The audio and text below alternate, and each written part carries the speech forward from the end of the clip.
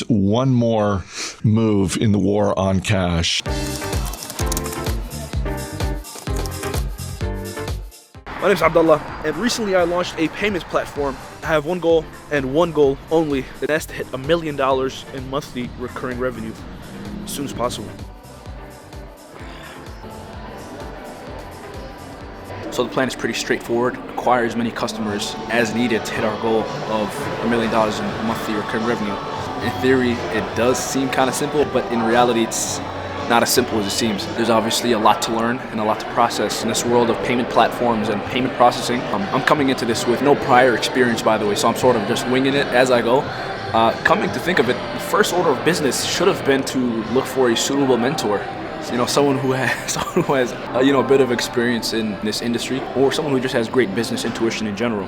But I will get around to that in due time. However, as of now, a potential customer reached out to us, and they happen to be located in Dallas, Texas. So we're going to fly down there on short notice to see if we can close this deal. So let's get right into it. I said, girl, why you keep calling? I said, girl, why you keep calling? Yeah. She said, I need a new whip. Yeah, cause I know that you're still ballin'. She just wanna go back to the future, so I brought that girl a DeLorean. 21 minutes until I gotta go, so I told that girl I'm gonna slaughter it.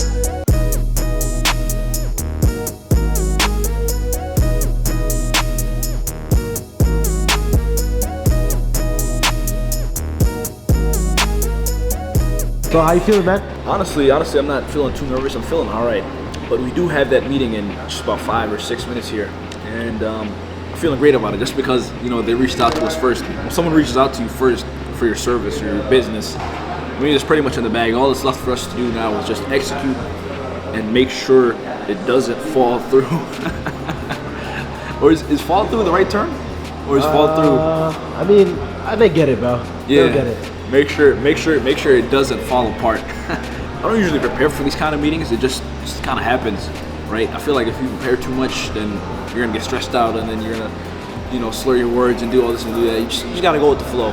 Anyways, this deal going through will put us a lot closer to our goal of hitting $1 million in monthly recurring revenue, and that's awesome, right? Because I like money, you like money. Who doesn't like money, right? Yeah. Exactly. Everybody loves money. That's what's up. We gotta head out in about 5 minutes or so, and I don't know if I want to record the guy just because it's, I don't know. People, privacy, exactly. People are a lot more secluded than you think, so we're not gonna record them at all. You're gonna see my perspective. Yeah, for sure. All right, let's go and get it. Yes, sir.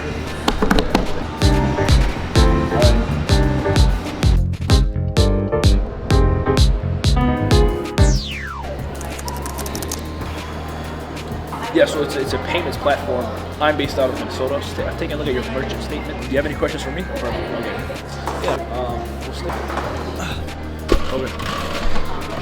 That was pretty climactic, right? Kind of nerve-wracking. I didn't know what to do with my hands, so I just kept moving around, but I learned a lot from this meeting and the customer in general. Honestly, he's a great person. He's very experienced, very seasoned.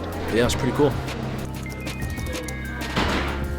The last couple weeks have been pretty eventful. We're in the middle of raising a round right now, and it's surprisingly confusing, the amount of stuff that I have to learn to make sure I don't get screwed over in the long run, right?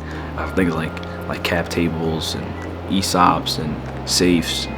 I guess I don't want to fall into the trap most first-time founders fall into early on in their startup, where they dilute too much equity or they don't maintain as much voting power as they should have, and now they're in a predicament where they don't have as much control over their company as they thought they did. We also added a full-stack developer to the team.